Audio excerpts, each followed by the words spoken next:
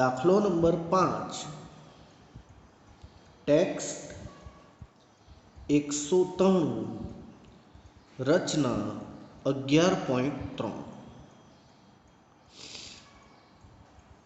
દાખલો number 5 text 193 ચોપડીમાં 193 નંબરના પાના પર રચના 11.3 11.1 11.2 11.3 ત્રણ રચના છે.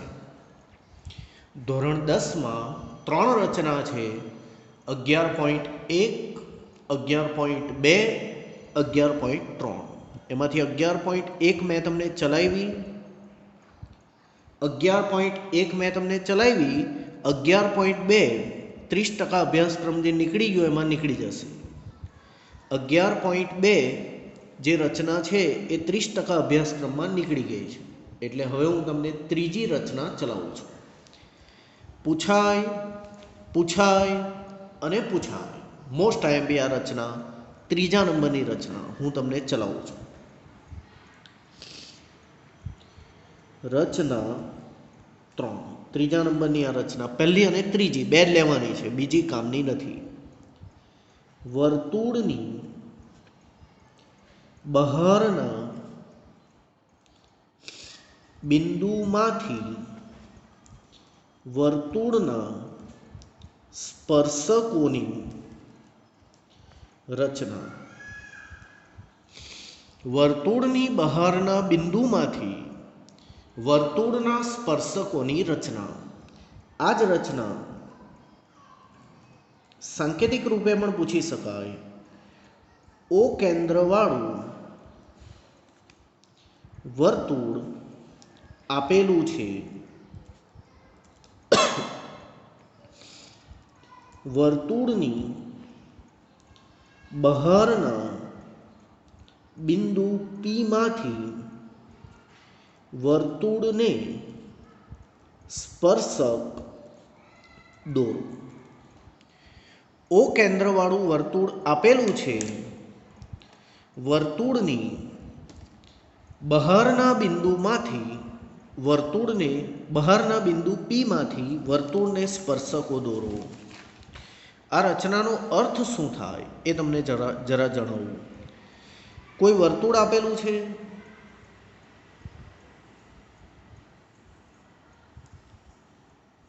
આ કોઈ એક વર્તુળની બહાર બિંદુ પી આવેલું છે.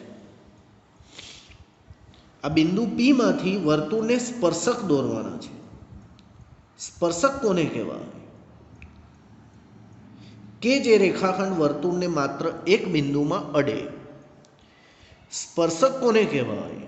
કે જે રેખાખંડ વર્તુળને માત્ર એક બિંદુમાં અડે.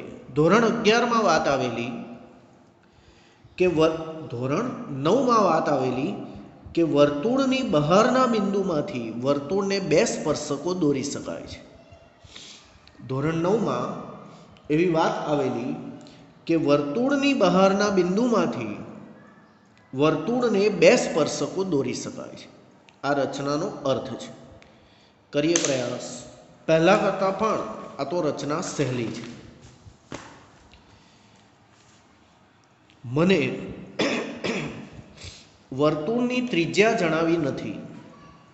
જણાવતે કે 3 સેમીનું લેવું કે પછી 4 સેમીનું લેવું કે 5 સેમીનું લેવું તો હું એ પ્રમાણે લેતે. પણ વર્તુળની ત્રિજ્યા જણાવી નથી, તેથી હું મારી ઈચ્છા પ્રમાણે લઈશ. વર્તુળની ત્રિજ્યા જણાવતે તો તે પ્રમાણે લેતે, પણ જણાવ્યું નથી એટલે હું મારી ઈચ્છા પ્રમાણે લઈ લઉં. મારી ઈચ્છા પ્રમાણે પરિકર પહોળું કરવાનું અને સહેજ ડાબી તરફથી ઉપરથી 5-7 લીટી છોડીને પરિકરને મારી ઈચ્છા પ્રમાણે પહોળું કરવાનું.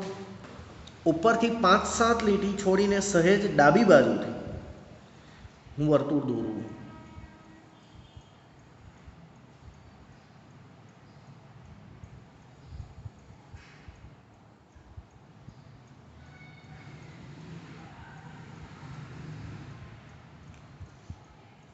આ વર્તુળના કેન્દ્રને ઓ કહીએ વર્તુળની બહાર કોઈ બિંદુ P આવેલું છે,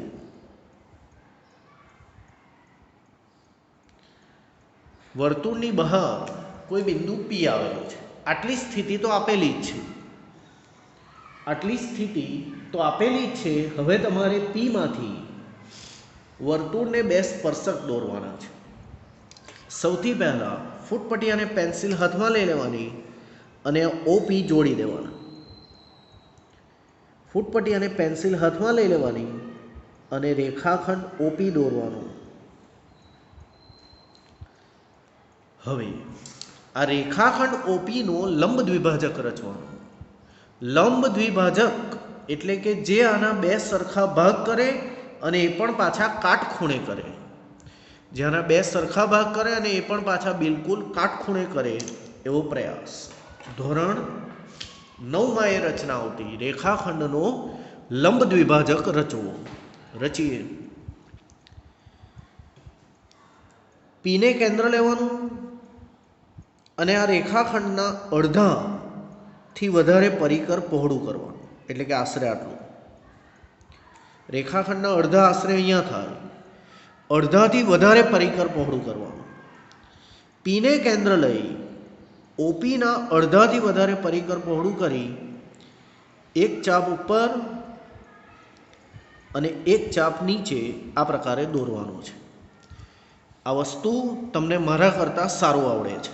ધોરણ 9ની વાત છે. P માંથી દોર્યું, હવે O માંથી દોરવાનું, કારણ કે OPનો લંબ દ્વિભાજક રચવાનું છે. ફરીથી એકવાર ઉપર ચાપ દોરવાનું, એકવાર નીચે ચાપ દોરવાનું. આ બંને ચાપના જે છેદ બિંદુઓ છે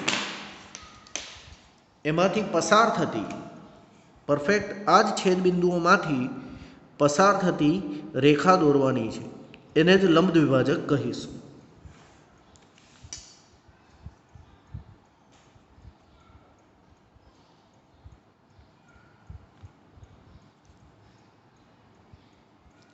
લંબ દ્વિભાજક દોરો તો લંબ એટલે કે 90નો ખૂણો અને દ્વિભાજક એટલે કે રેખાખંડના બે સરખા ભાગ કરે.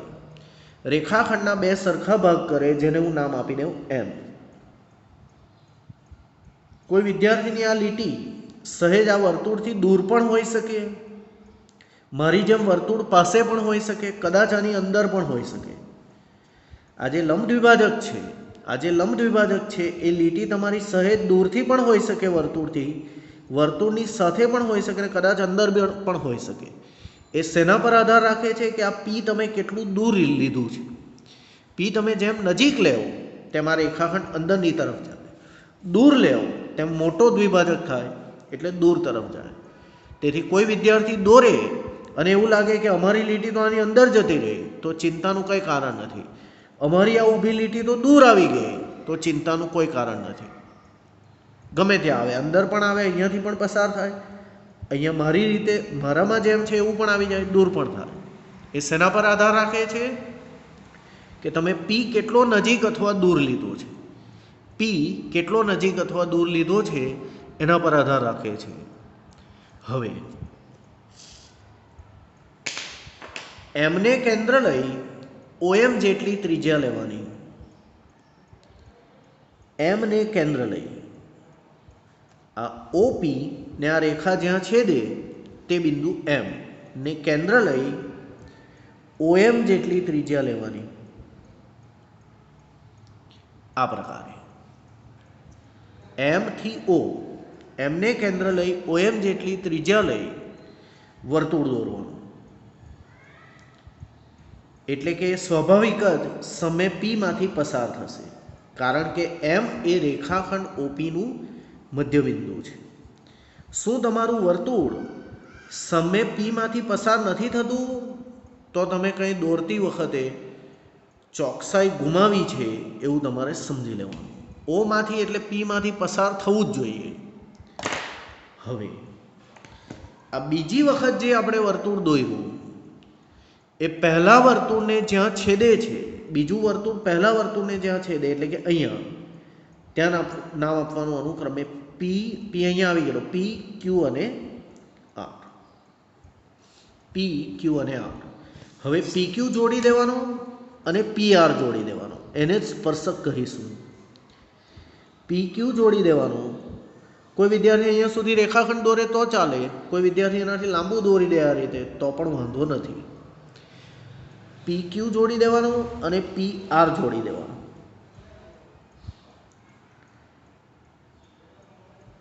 કોઈ વિદ્યાર્થી અહીંયા સુધી દોરે તો બી વાંધો નથી ને કોઈ વળી એનાથી લાંબુ આ રીતે કિરણ દોરી દે તો પણ વાંધો નથી. આમ Q અને R એ છેદ બિંદુ છે. Q અને R એ છેદ બિંદુ છે. બસ આ જ વર્તુળની બહારના બિંદુમાંથી દોરેલા સ્પર્શકો છે.